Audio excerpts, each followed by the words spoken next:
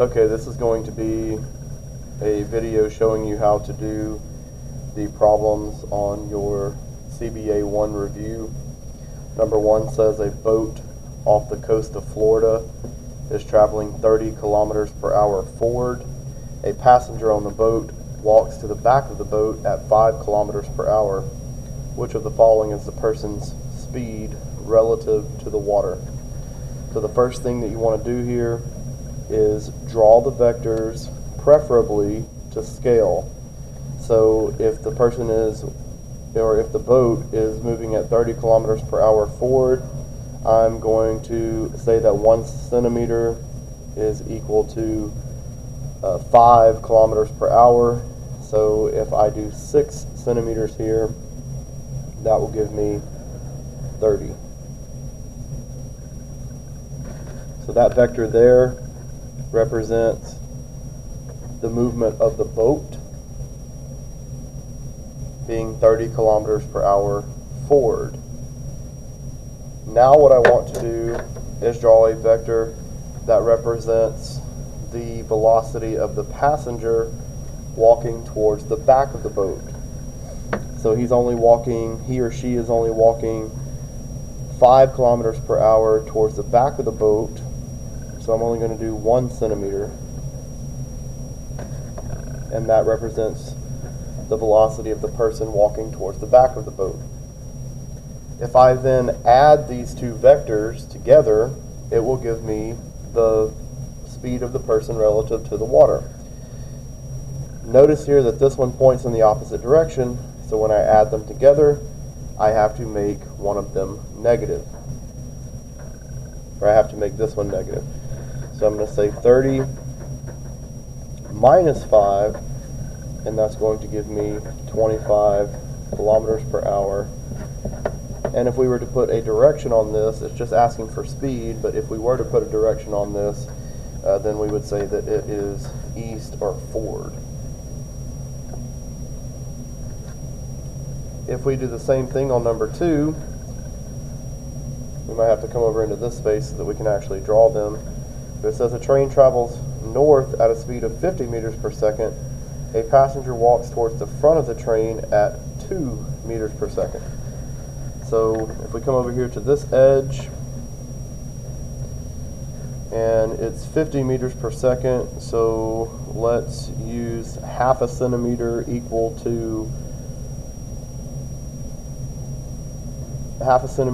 5. So that means we're going to go 5 for a total of 10. So that is our 50 meters per second towards the front of the train. I'm sorry, north. And then the passenger is going to walk at 2 meters per second towards the front of the train, so that'll be north as well. So half a centimeter is 5, so that means that to get 2, we're going to need to go 2 millimeters here. So it's not going to be a very large vector, and we're just going to have to kind of draw it on the edge here, kind of like that.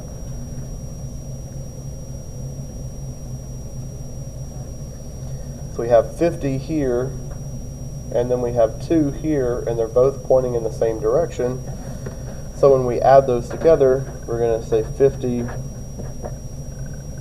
plus 2, which is going to give us 52 meters per second. And again, it just says speed, but if we were to put the direction, we would say north.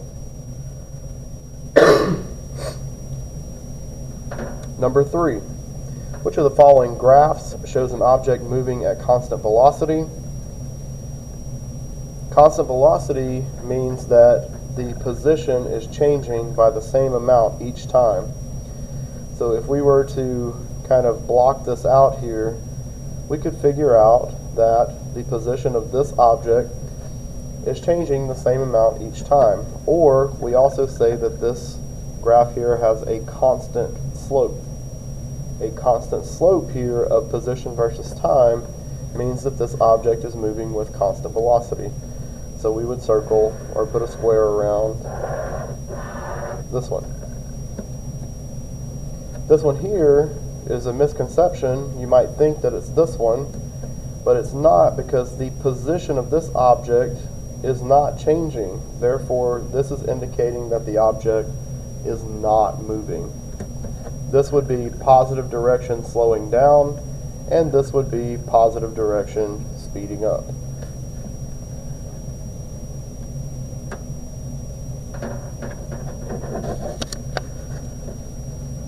Number 4, which of the following graphs shows an object moving at constant acceleration? Circle the correct one. So we need constant acceleration. If we look at our position versus time graphs, or distance versus time graphs, neither one of these are showing us acceleration. Because for it to be showing us acceleration, it would have to be a curved line like in number 3 here. So we can automatically rule out the first 2 graphs there because they're not even showing us acceleration.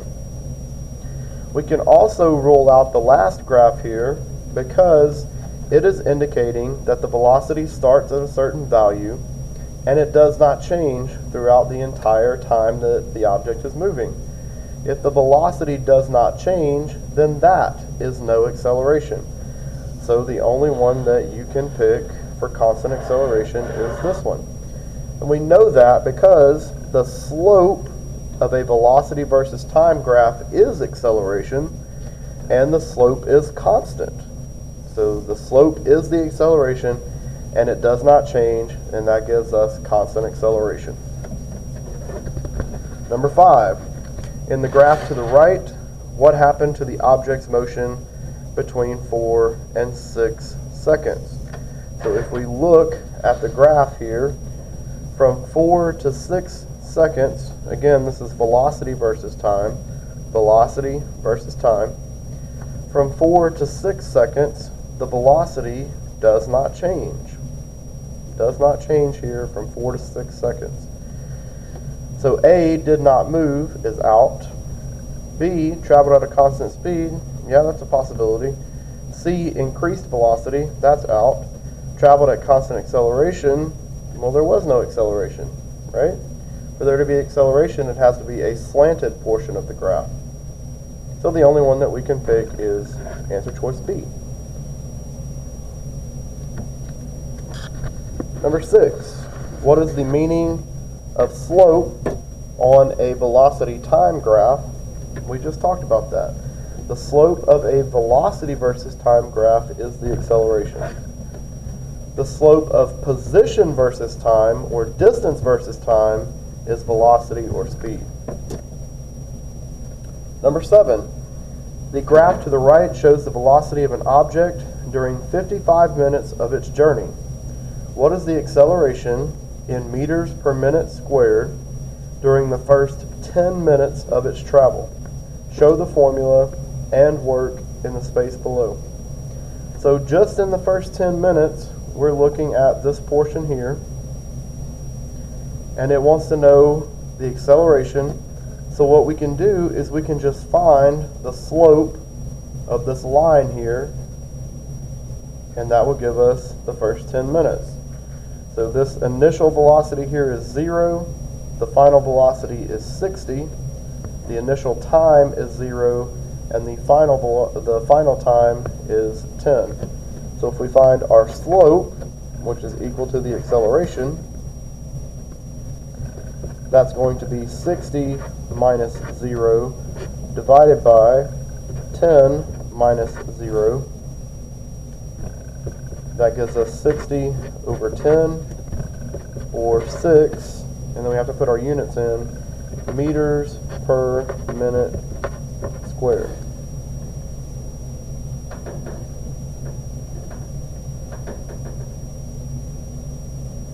And that's how you do number 7. And if it were asking you about this portion of the graph, then you would do the same thing. You would find the slope, or this portion here, find the slope to find the acceleration.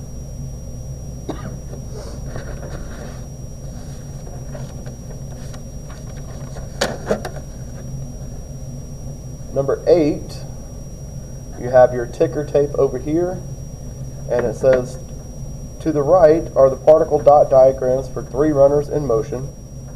A, which graph correctly matches the motion of runner Z?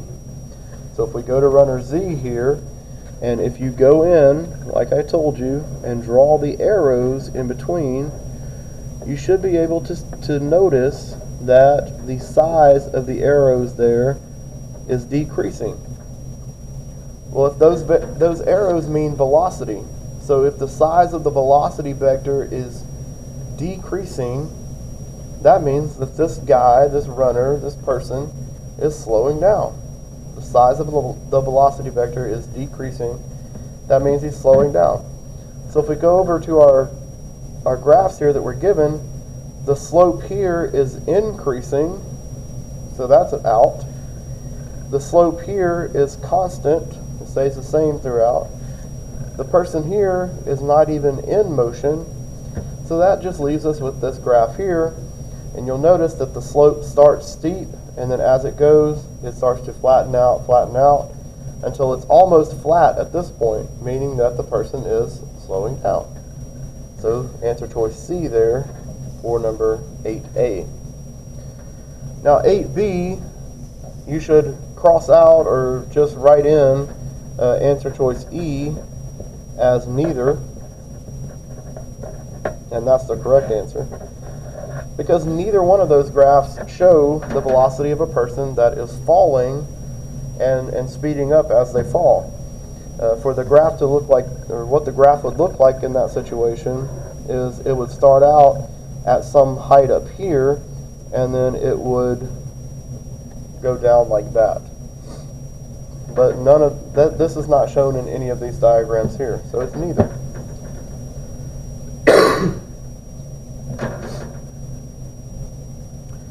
Okay, number 9. A car traveling at 40 meters per second hits a tree and comes to rest in 0.07 seconds. What is the acceleration of the car? Well, the equation that you want to use here is your second equation, but you want it written so that it's already solved for the acceleration. So that is V final minus V initial divided by T.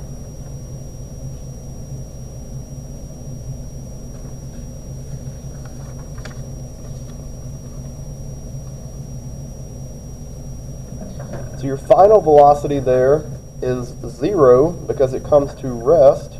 To rest here means that V final equals 0.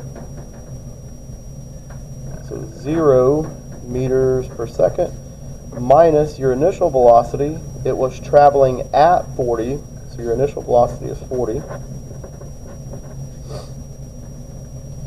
Divided by time, and time is it comes to rest in that many seconds. So this is divided by 0.07 seconds.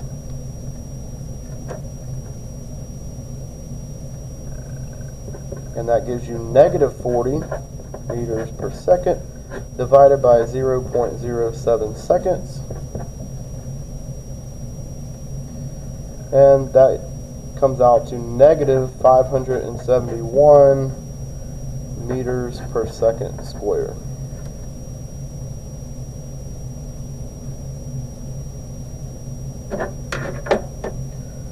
The next one, you're going to use your VF squared equation equals VI squared plus 2A delta X.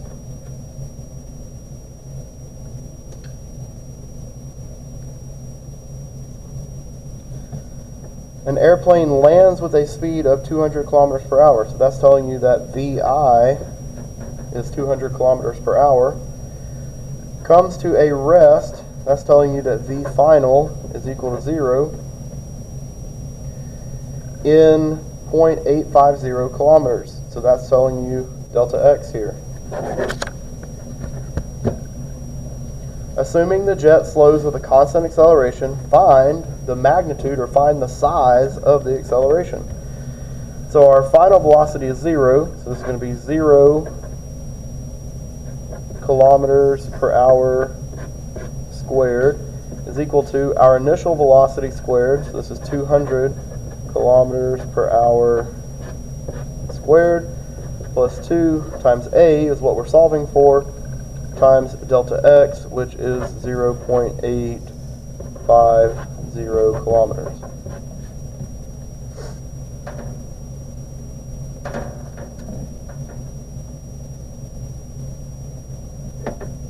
$200 squared is negative 40,000. I'm sorry, it's 40,000. And then we subtract that to this side, and that gives us negative 40,000 kilometers squared per hour squared is equal to 2 times 0.85 kilometers is 1.7 kilometers. And then that's multiplied by A. And then we divide by 1.7.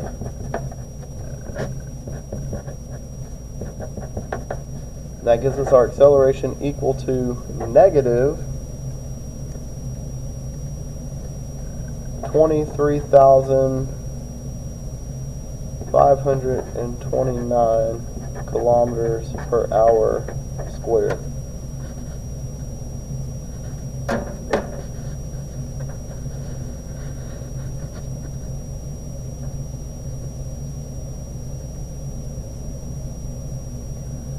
Number 11, a boat travels 13 meters while it reduces its velocity from 9.5 meters per second to 3.5 meters per second. What is the magnitude of the boat's acceleration while it travels to 13 meters?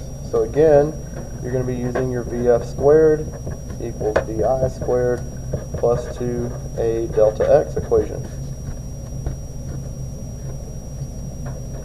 Your V final is going to be 3.5 squared is equal to 9.5 squared, that's your initial, plus 2 times A times delta X, which is 13 meters.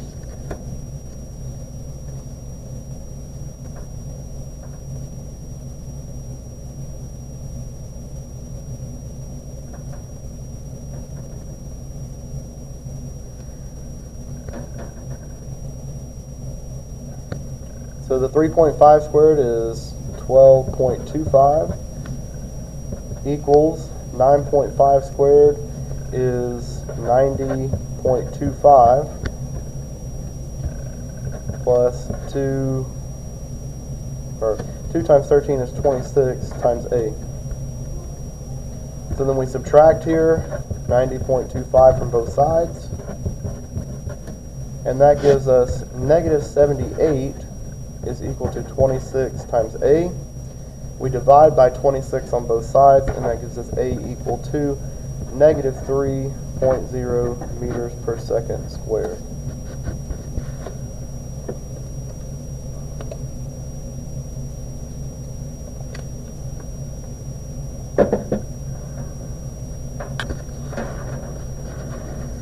Number 12, again you want to use your equation that solves for A, and that's the VF minus VI divided by T.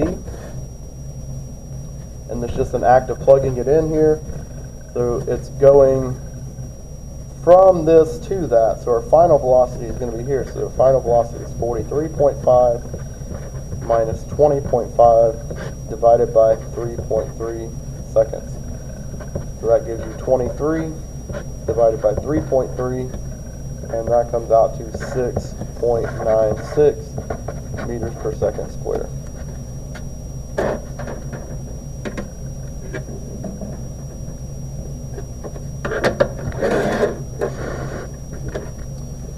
Number 13, a female Olympic runner wins the 200-meter race in 22.06 seconds.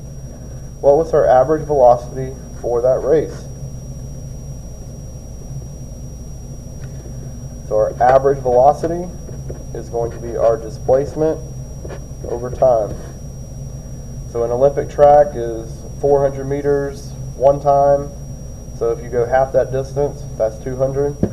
She's doing that in 22.06 seconds. This is going to be 200 meters divided by 22.06 seconds.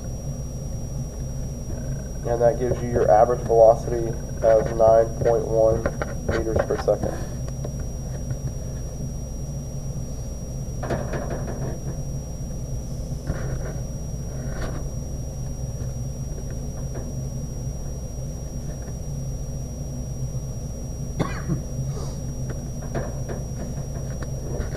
that's up to number 13. Number 14, the following table lists the position of a car as a function of time. What is the average velocity in meters per second during the interval of 0 to 1 second? So this one's really easy. If we look between 0 and 1, it's not going anywhere. If you were to find the slope or do any kind of math here, the top would be 20 minus 20 divided by 1 minus 0. That gives you 0 over 1, which is just 0. So that gives you an average velocity of 0 meters per second.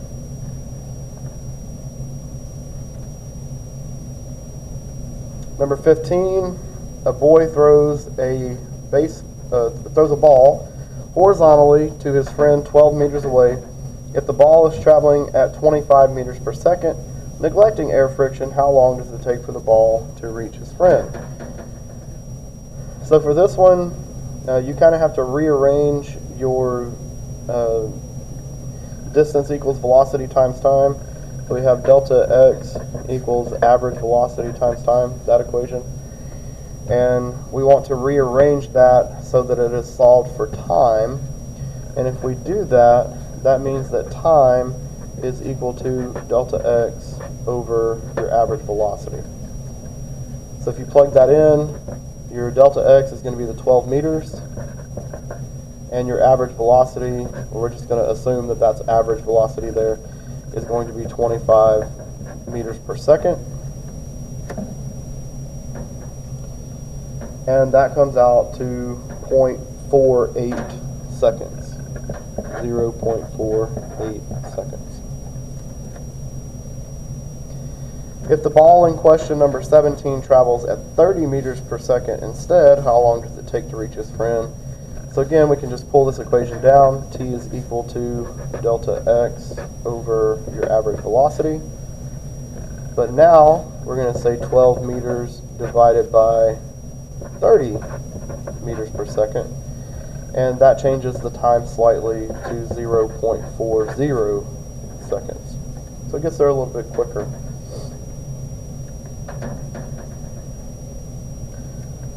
Number 17, an SUV is traveling 25 meters per second. It slows to a stop. So it slows to a stop. That's telling us that our final velocity is 0 at a constant rate, not telling us the acceleration, over 3 seconds. How far does the car travel during those 3 seconds before it stops?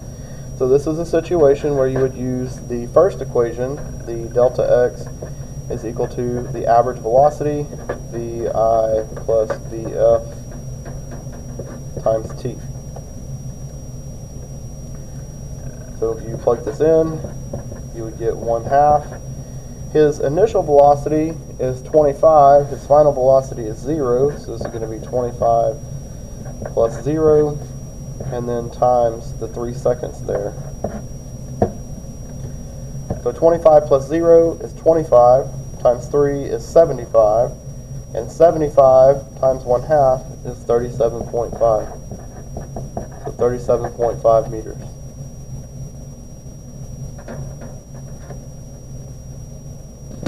Number 18,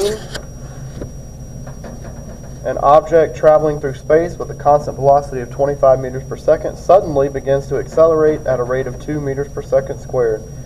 What distance in meters has the object traveled within 10 seconds after it begins to speed up? So this is going to be, let me change colors here just for the heck of it. This is going to be a situation where you have to use your long equation for delta x. So this is going to be delta x is equal to VIT plus 1/2 AT squared. So you're finding delta x, you're going to leave that alone. It's equal to 25 times 10 plus 1/2 of, it says the acceleration is 2 times 10 squared. So 25 times 10 is 250, plus 1/2 of 2 is 1.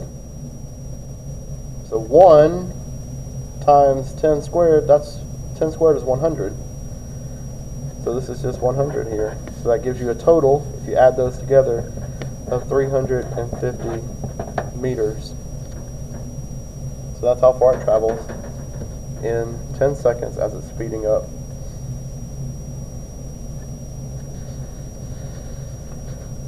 Number 19, a cyclist having an initial speed of 6 meters per second is uniformly brought to rest in 8 seconds. How far does the cyclist travel during those 8 seconds? So again, this is a time when you can use your small delta x equation. This one here, the VI plus VF times T. And if you plug those numbers in, you get 1/2. Initial speed of 6, so that's 6 plus, and it's going to be brought to rest, so that's 6 plus 0, and then that happens in 8 seconds. So 6 plus 0 is 6, 6 times 8 is 48, 48 times 1/2 is 24 meters.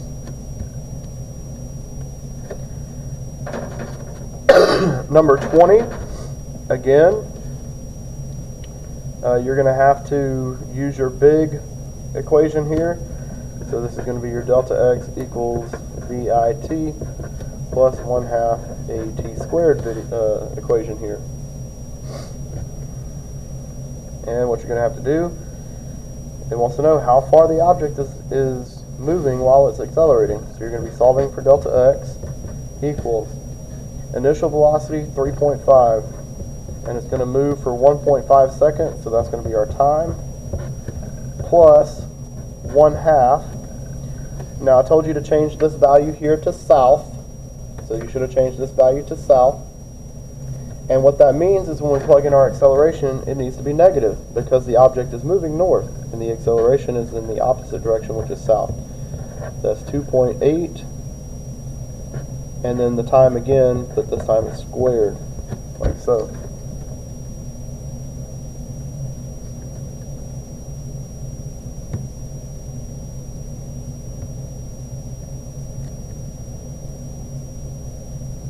So this first part here is going to be 5.25. This last part here is 3.15, and then it's negative, so this is minus 3.15.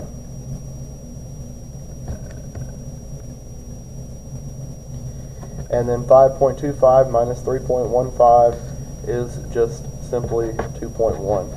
So it moves 2.1 meters as this gust of wind or whatever is coming towards him from the north to the south. So he's riding north, and maybe it's a gust of wind or something, or a rough patch of road that slows him down, and so he only moves 2.1 meters during that time.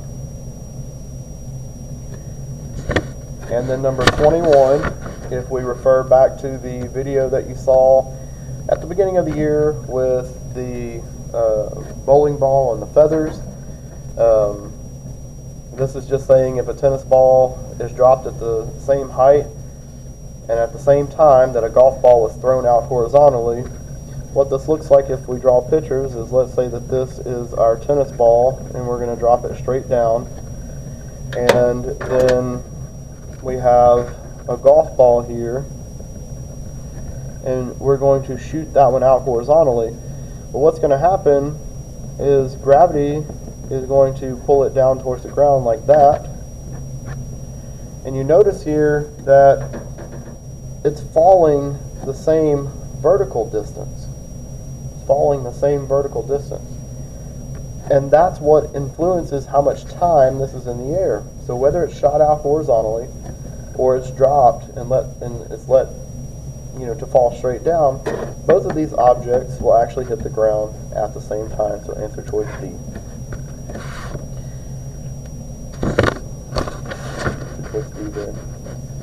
And that is the conclusion of this video. I will see you guys on Friday or Monday for 6th period.